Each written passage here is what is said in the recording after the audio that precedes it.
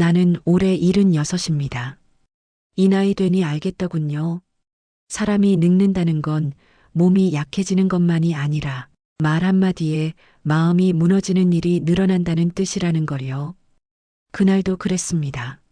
어머니, 아버지, 요양원 여기 진짜 좋대요. 아들이 그렇게 말했습니다. 그 말이 왜 그렇게 차갑게 들렸는지 지금도 모르겠습니다. 사실 요양원이라는 말을 듣기 전까지도 나는 내가 여기 오게 될 줄은 몰랐습니다. 아니, 정확히 말하면 알면서도 모르는 척 했던 것 같습니다. 아침부터 손이 바빴습니다. 짐이라고 해봐야 큰 게 있겠습니까? 옷 두어 벌, 속옷, 양말, 약통, 작은 수건, 그리고 아내가 꼭 챙기라고 해서 넣은 낡은 가방 하나. 가방은 오래된 것이라 지퍼가 한 번에 잘 올라가지 않았습니다. 나는 자꾸 지퍼가 씹히는 그 소리가 싫었습니다. 당신 힘주지 말고 천천히 올려요. 아내가 내 손등을 살짝 눌렀습니다. 아내의 손은 언제부터 이렇게 마르고 차가워졌을까요? 여보, 우리 정말 가는 거야? 아내가 아주 작게 물었습니다. 그 질문에는 대답이 필요 없었습니다. 이미 차는 집 앞에 와 있었고 아들은 현관문을 열어둔 채 서둘러 신발을 신고 있었으니까요. 며느리는 우리를 쳐다보지도 않았습니다. 거실에 놓인 탁자 위를 정리하는 척만 했고 그 손끝이 자꾸만 휴대폰으로 향했습니다. 아마 그날도 누군가와 메시지를 주고받고 있었겠지요. 다 왔어? 언제 끝나? 그런 말들. 나는 며느리가 무슨 메시지를 보내는지 알 수 없었지만 그 손의 급함은 느낄 수 있었습니다. 차 안은 조용했습니다. 아들은 핸들을 잡고 앞만 보았고 며느리는 조수석에서 창밖을 보거나 가끔 거울로 자기 머리를 만졌습니다. 아내는 내 옆에서 작은 숨을 쉬었습니다. 가끔 그 숨이 길게 빠져나갈 때면 나는 그 숨을 잡아두고 싶었습니다. 아버지, 엄마 요즘 힘들잖아. 여기는 프로그램도 많고 밥도 잘 나오고 무엇보다 의료진이 상주해. 아들이 말을 꺼냈습니다. 나는 고개를 끄덕였습니다. 고개를 끄덕일 수밖에 없었습니다. 아버지, 여기 계시면 저희도 마음이 놓여요. 며느리가 그제야 한마디 덧붙였습니다. 그 말은 이상하게도 따뜻한 말처럼 들리지 않았습니다. 마음이 놓인다는 말은 내가 여기 있으면 그들이 집에서 편하다는 말로 들렸습니다. 나는 그 말을 입 밖으로 내지 않았습니다. 이 나이가 되어 자식에게 너희가 편하려고 나를 여기 두는 거냐? 그런 말을 할 수는 없었습니다. 그 말은 내가 진짜로 버려진 것 같아서 말하는 순간 눈물이 날 것 같았으니까요. 요양원은 생각보다 깨끗했습니다. 입구에 들어서자 소독약 냄새가 먼저 코를 찔렀고 벽에는 환자들의 웃는 사진이 붙어 있었습니다. 어르신들 건강하세요. 화면 속 사진들은 다 웃고 있었지만 나는 이상하게 그 웃음이 액자 속에 갇혀 있는 것처럼 느껴졌습니다. 로비에는 텔레비전이 켜져 있었고 소리는 크지 않았습니다. 그런데도 나는 그 소리가 싫었습니다. 괜히 귀를 울리는 것 같아서요. 간호사가 우리를 맞이했습니다. 어르신, 성함이 어떻게 되세요? 아들이 대답했습니다. 내가 대답하려고 했는데 아들은 내 말이 나오기도 전에 내 이름을 말해버렸습니다. 그 순간 나는 내 이름이 내 것이 아닌 것처럼 들렸습니다. 서류를 작성하는 동안 아내는 한 번도 의자에 깊게 등을 기대지 못했습니다. 등을 기대는 순간 무너질까봐 그러는 것처럼 허리를 곧게 세운 채 앉아 있었습니다. 나는 아내의 손을 잡았습니다. 아내의 손이 내 손 안에서 가볍게 떨렸습니다. 괜찮아. 내가 말했습니다. 아내는 고개를 끄덕였지만 그 눈은 괜찮다는 눈이 아니었습니다. 아들은 서류를 넘기면서 간호사에게 이것저것 물었습니다. 식사는 어떤 식으로 나와요? 외출은 언제 가능해요? 면회 시간은요? 그 질문들이 마치 우리가 짐인 것처럼 들렸습니다. 며느리는 우리 뒤에서 가방을 한번 들춰보더니 이거 짐은 이 정도면 되죠? 하고 말했습니다. 짐, 그 단어가 내 가슴을 찔렀습니다.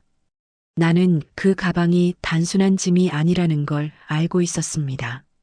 아내도 알고 있었고요. 그 가방은 그냥 옷을 담은 가방이 아니라 우리 둘이 살면서 쌓아온 시간을 접어넣은 가방이었습니다.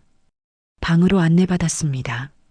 문을 열자 작은 방이 나왔고 침대 2개가 나란히 놓여 있었습니다. 창문은 있었지만 창밖에는 주차장과 담벼락이 보였습니다. 하늘은 보이는데 하늘이 멀었습니다. 여기가 우리 방이래. 아내가 속삭였습니다. 나는 말없이 고개만 끄덕였습니다. 아들은 침대 옆에 가방을 내려놓고 여기 두면 되죠? 라고 말했습니다. 며느리는 시계를 확인했습니다. 그 작은 행동이 나를 가장 아프게 했습니다. 내가 그때 처음 느꼈습니다. 아, 이 사람들은 여기 오래 있을 마음이 없구나. 아버지, 엄마, 저희 오늘은 좀 바빠서 정리만 해드리고 가야 해요. 아들이 말했습니다. 응, 그래. 내가 말했습니다. 아내는 아무 말도 하지 않았습니다. 그저 침대 끝을 손끝으로 만지작거렸습니다. 마치 이 침대가 우리에게 허락된 마지막 자리인지 확인하듯이요. 필요한 거 있으면 전화하세요. 며느리가 말했습니다. 필요한 게 있으면 전화하라. 그 말은 참 쉽습니다. 하지만 내가 지금 필요한 건 물이나 약이 아니었습니다. 내가 필요한 건 아버지, 우리 조금만 더 같이 있어요. 그 한마디였고 엄마 무서우실까봐 제가 손잡아 드릴게요. 그 말이었습니다. 그러나 그 말은 오지 않았습니다. 문 앞에서 아들이 잠깐 멈췄습니다. 아버지, 여기 계시면 우리도 좀 숨 돌릴 수 있을 것 같아서 그 말이었습니다. 숨을 돌릴 수 있다. 그 말이 왜 이렇게 서럽던지요. 나는 그 순간 내가 자식을 위해 얼마나 숨을 참아왔는지 떠올랐습니다. 아들이 열이 나던 밤 나는 새벽까지 등에 물수건을 올려두었습니다. 며느리 같은 사람 만나서 결혼한다고 했을 때도 나는 반대하지 않았습니다. 자식이 선택한 인생을 내가 막을 수 없다고 생각했습니다. 그런데 이제 와서 자식이 숨 돌리려고 나를 요양원에 두는 건가? 나는 그 말을 끝까지 삼켰습니다. 그래, 숨 좀 돌려라. 내가 그렇게 말했습니다. 아들이 고개를 끄덕였고 며느리는 문을 먼저 열었습니다. 복도 끝에서 엘리베이터 문이 닫히는 소리가 들렸습니다. 딩, 그 소리가 마치 내 안쪽 어딘가를 뚝 끊어놓는 소리처럼 들렸습니다. 나는 문 앞까지 따라갔습니다. 아내도 따라왔습니다. 아내는 복도에 서서 멀어지는 발소리를 끝까지 들었습니다. 그런데요, 그때는 몰랐습니다. 아들이 우리를 두고 가는 그 순간보다 더 아픈 순간이 조금 뒤에 찾아올 줄은 창밖을 보니 아들의 차가 천천히 출발했습니다. 차가 돌고 주차장을 빠져나가고 길 모퉁이를 돌아서 시야에서 사라지는 데까지 그리 오래 걸리지 않았습니다. 아내가 그때 아주 조용히 말했습니다. 여보, 저 차가 가네. 그 말이 너무 담담해서 나는 오히려 더 무너졌습니다. 아내의 담담함은 이미 마음이 여러 번 부서졌다는 뜻이었습니다. 방으로 돌아와 나는 가방을 바라보았습니다. 가방은 침대 옆에 조용히 놓여 있었습니다. 그 가방을 보면 이상하게 마음이 불안했습니다. 마치 그 안에 들어있는 것들이 우리의 마지막을 증명할 것 같아서요. 아내가 가방 쪽으로 천천히 다가갔습니다. 그리고 지퍼를 잡았습니다. 그 순간 아내 손끝이 작게 떨리는 걸 나는 똑똑히 보았습니다.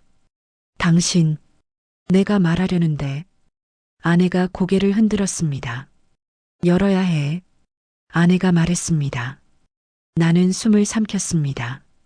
왜 열어야 하는지 나는 알 것 같았습니다. 그 가방은 그냥 짐이 아니었습니다. 그 가방 속에는 우리가 끝까지 숨겨두고 싶었던 것들이 들어 있었으니까요. 아내가 지퍼를 천천히 올렸습니다. 지퍼 소리가 복도 소리보다 더 크게 내 귀를 때렸습니다. 그리고 그 안에서 처음 나온 것은 아내는 가방을 열고도 한동안 손을 넣지 못했습니다. 지퍼를 끝까지 올려놓고 그저 가방 안을 내려다보기만 했습니다. 마치 그 안을 들여다보는 순간 우리가 살아온 세월이 한꺼번에 쏟아질 것 같아서였을까요? 여보, 내가 불렀지만 아내는 대답하지 않았습니다. 그 침묵이 말보다 훨씬 길었습니다. 요양원 방은 조용했습니다. 복도에서 간간히 들려오는 휠체어 소리, 누군가를 부르는 간호사의 목소리, 텔레비전에서 흘러나오는 낯선 웃음소리, 그 모든 소리가 우리를 재촉하는 것 같았습니다. 어서 열어보라고, 이제는 피할 수 없다고. 아내가 천천히 가방 속으로 손을 넣었습니다. 그리고 가장 먼저 꺼낸 것은 돈도 아니었고 서류도 아니었고 귀중품도 아니었습니다. 작은 수첩 하나, 겉표지는 이미 닳아서 색이 바랬고 모서리는 손때로 말려 있었습니다. 아내는 그 수첩을 보는 순간 손을 멈췄습니다. 이걸 왜 넣었을까? 아내의 목소리가 아주 작게 떨렸습니다. 나는 그 수첩을 단번에 알아봤습니다. 그건 아들이 태어나던 해부터 우리가 적어 내려간 기록이었으니까요. 아내는 수첩을 천천히 열었습니다. 첫 장에는 삐뚤빼뚤한 글씨로 이렇게 적혀 있었습니다. 1979년 3월 아들 태어남. 눈이 참 크다. 그 아래에는 잉크가 번진 흔적이 남아 있었습니다. 아마 그날 밤 아내가 울면서 썼겠지요.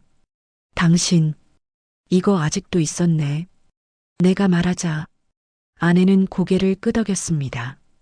버리려고 했어. 몇 번이나. 아내가 말했습니다. 근데 그게 안 되더라. 아내는 다음 장을 넘겼습니다. 열이 나서 밤새 안았다. 기저귀 값이 또 올랐다. 그래도 웃으면 다 잊힌다. 그 문장 하나하나가 방 안에 조용히 떨어졌습니다. 나는 그 글을 읽으며 그때의 나를 떠올렸습니다. 새벽에 출근하느라 아내 혼자 아이를 안고 밤을 새웠던 날들. 나는 피곤하다는 이유로 잠들어 있었고 아내는 혼자서 아이의 숨소리를 새고 있었지요. 아내는 수첩을 덮고 가방 위에 조심스럽게 올려두었습니다. 그리고 다시 손을 넣었습니다. 이번엔 작은 비닐봉투가 나왔습니다. 아내는 봉투를 열다가 잠깐 멈췄습니다. 여보, 이거. 아내의 눈이 이미 젖어 있었습니다.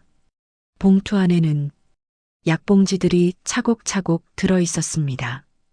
아들의 이름이 적힌 약봉지, 며느리 이름이 적힌 약봉지, 손주 이름이 적힌 약봉지까지. 이거 집에 있을 때도 항상 챙기던 거잖아. 내가 말했습니다. 아내는 고개를 끄덕였습니다. 혹시나 아플까봐. 아내가 말했습니다. 혹시 약 떨어질까봐. 내가 더 챙겨놨던 거야. 그 말이 내 가슴을 쿡 찔렀습니다. 아들은 우리를 요양원에 데려다 주면서도 여기서 다 관리해준다고 말했는데 아내는 여전히 아들의 약부터 챙기고 있었던 겁니다. 버려지면서도 끝까지 부모였던 것입니다. 약봉지를 내려놓고 아내는 다시 가방을 뒤졌습니다. 이번엔 봉투 하나가 나왔습니다. 봉투는 꽤 두툼했습니다. 아내는 그 봉투를 보는 순간 눈을 감았습니다. 나는 알았습니다. 그게 뭔지 열지 말까? 아내가 말했습니다. 열어야지. 내가 말했습니다. 아내는 고개를 끄덕이고 봉투를 열었습니다. 그 안에는 현금이 들어 있었습니다.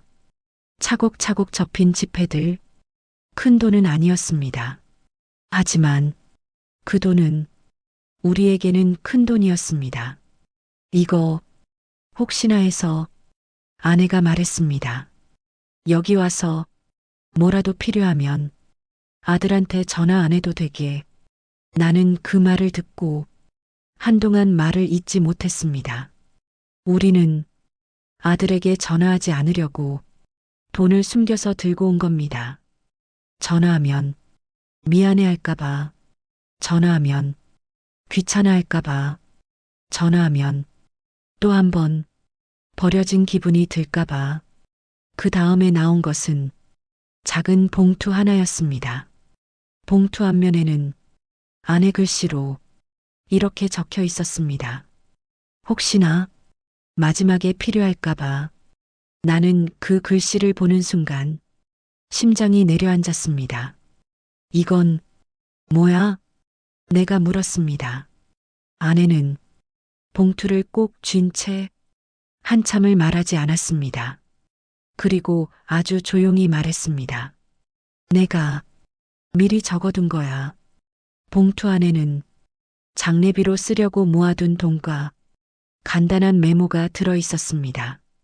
아들한테 부담 주지 말 것, 조용히 보내줄 것.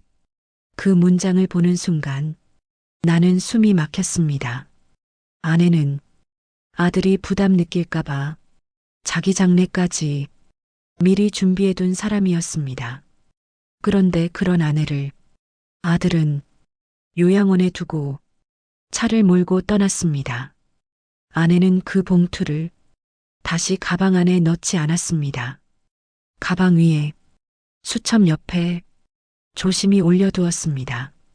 그제야 아내의 눈에서 눈물이 떨어졌습니다. 여보, 아내가 말했습니다. 나 잘못 살았나 봐. 그 말이 가장 아팠습니다. 왜? 내가 물었습니다. 아이한테 너무 다 줘서. 아내가 말했습니다. 남길 걸 나한테 남겼어야 했는데. 나는 그 말에 아무 대답도 하지 못했습니다. 부모는 자식에게 다 주고도 마지막에 스스로를 탓합니다. 아내는 눈물을 닦고 다시 가방을 보았습니다. 아직 끝이 아니야. 아내가 말했습니다. 나는 고개를 끄덕였습니다. 가방 안에는 아직 꺼내지 않은 것들이 남아 있었습니다. 그리고 나는 알 것 같았습니다. 진짜 아픈 건 아직 나오지 않았다는 걸. 아내가 다시 가방 속으로 손을 넣었습니다. 그 순간 아내의 손이 잠깐 멈췄습니다. 이건 아내의 목소리가 거의 나오지 않았습니다. 이건 당신도 몰랐을 거야. 그 말에 나는 숨을 삼켰습니다. 가방 속에서 다음으로 나온 그것은 우리 부부가 끝까지 숨기고 싶었던 한 장의 종이였습니다. 그리고 그 종이는 아들 며느리에게 절대 보여주지 않기로 서로 약속했던 것이었습니다.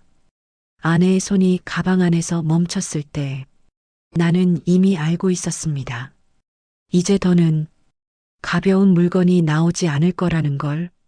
아내는 천천히 가방 속에서 하얀 종이 한 장을 꺼냈습니다.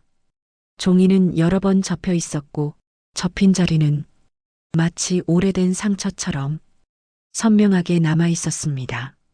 아내는 그 종이를 바로 펴지 않았습니다. 잠시 가슴에 안았다가 숨을 한 번 크게 들이마신 뒤 아주 천천히 펼쳤습니다. 나는 그 글씨를 보는 순간 눈을 돌릴 수밖에 없었습니다. 그건 유언장이었습니다. 이걸 왜 여기까지 가져왔어? 내가 물었습니다. 아내는 종이를 내려다본 채 말없이 고개를 숙였습니다. 집에 두면 아내가 말했습니다. 괜히 기대할까봐. 기대, 그 단어가 이상하게도 서글펐습니다. 우리는 자식에게 무언가를 기대하는 것조차 조심해야 하는 나이가 되어 있었습니다. 유언장에는 길지 않은 문장들이 적혀 있었습니다. 집은 아들 명의로 이미 정리되어 있음. 재산 분쟁 없도록 모든 권한을 위임함. 요양원 비용은 이 돈으로 충당할 것. 장례는 간소하게. 그리고 마지막 줄. 아들에게 미안하다는 말은 하지 말 것. 그 문장을 읽는 순간 나는 종이를 덮어버리고 싶었습니다. 왜 미안하다는 말도 하지 말라고 했어? 내가 물었습니다. 아내는 잠시 침묵하다가 이렇게 말했습니다. 이미 평생 미안해하면서 살았으니까. 아내는 나를 쳐다보았습니다. 그 눈에는 원망도 분노도 없었습니다. 그저 긴 세월 끝에 남은 체념만 있었습니다. 당신 기억해? 아내가 말했습니다. 아들이 집 사겠다고 했을 때 나는 기억하고 있었습니다. 그때 우리는 노후 자금으로 모아둔 돈을 모두 꺼내주었습니다. 우리야 여기서 살면 되지. 아내는 그렇게 말했고 나는 고개를 끄덕였습니다. 그 집이 훗날 우리가 다시 돌아갈 수 없는 집이 될 줄은 그때 몰랐습니다. 그때 내가 말했잖아. 아내가 말했습니다. 부모는 자식 발목 잡으면 안 된다고. 나는 그 말이 틀렸다고 지금도 말할 수 없습니다. 하지만 그 말이 우리를 여기까지 데려왔다는 건 부정할 수 없었습니다. 아내는 유언장을 다시 접어 가방 위에 올려두었습니다. 이제 아내가 말했습니다. 정리된 것 같아. 정리. 우리는 물건을 정리한 게 아니라 마음을 정리한 것 같았습니다. 그때 복도에서 간호사의 발소리가 들렸습니다. 어르신들, 저녁 식사 시간이에요. 아내는 고개를 들었습니다. 여보, 우리 내려가자. 나는 자리에서 일어났습니다.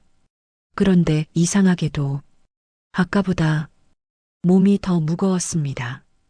방을 나서기 전 나는 가방을 한 번 더 바라보았습니다. 가방 위에 놓인 것들, 낡은 수첩, 약봉지들, 현금 봉투, 장례비 봉투, 그리고 유언장, 그 모든 것이 우리 인생의 요약 같았습니다. 식당에는 이미 많은 어르신들이 앉아 계셨습니다. 누군가는 혼자였고, 누군가는 보호자와 함께였고, 누군가는 아무도 오지 않았습니다. 아내와 나는 창가 쪽 자리에 앉았습니다. 밥은 생각보다 괜찮았습니다. 국은 따뜻했고 반찬도 짜지 않았습니다. 그런데 숟가락이 잘 움직여지지 않았습니다. 아내가 먼저 숟가락을 들었습니다. 먹어야지. 아내가 말했습니다. 그 말이 이상하게도 결심처럼 들렸습니다. 나는 그제야 깨달았습니다. 아내는 울음을 끝낸 것이 아니라 울음을 접은 것이라는 걸. 식사를 마치고 방으로 돌아왔을 때 밖은 이미 어두워져 있었습니다. 창문 너머로 요양원 주차장이 보였고 낮에 떠났던 그 자리에 다른 차들이 들어와 있었습니다. 아내가 창문 앞에 섰습니다. 여보, 아내가 말했습니다. 오늘은 전화하지 말자. 나는 고개를 끄덕였습니다. 오늘 전화하면 아마 이런 말을 들을 겁니다. 잘 도착했어? 불편한 건 없어? 바쁘니까 다음에 또 연락할게. 그 말들을 듣느니 차라리 아무 말도 듣지 않는 게 나았습니다. 우리는 침대에 나란히 누웠습니다. 침대는 낯설었지만 서로의 숨소리는 익숙했습니다. 여보, 아내가 말했습니다. 나 무섭지 않아. 그 말이 나를 더 아프게 했습니다. 그래, 내가 말했습니다. 나도. 하지만 사실은 무서웠습니다. 앞으로의 시간도, 아이의 마음도, 그리고 잊혀지는 것도. 아내가 내 손을 잡았습니다. 그 손은 여전히 차가웠지만 이번엔 조금 단단했습니다. 우리, 아내가 말했습니다. 이제 우리끼리 살자. 그 말이 이야기의 끝처럼 들렸습니다. 불을 끄기 전 나는 가방을 조심히 침대 옆으로 밀어두었습니다. 그 가방은 더 이상 열 필요가 없었습니다. 이미 다 쏟아냈으니까요. 물건도, 기억도, 후회도, 그리고 남은 건 단 하나였습니다. 서로를 놓지 않겠다는 마음. 이 나이가 되어서야 나는 알았습니다. 자식이 떠난 자리에 아무것도 남지 않는 건 아닙니다. 그 자리에 나 자신과 함께 늙어온 사람이 남아있다는 것. 오늘 밤은 그걸로 충분했습니다. 그래서 나는 눈을 감았습니다. 아들이 떠난 요양원 방에서 가방 속 모든 이야기를 다 꺼내놓은 뒤에야 비로소 잠이 들었습니다.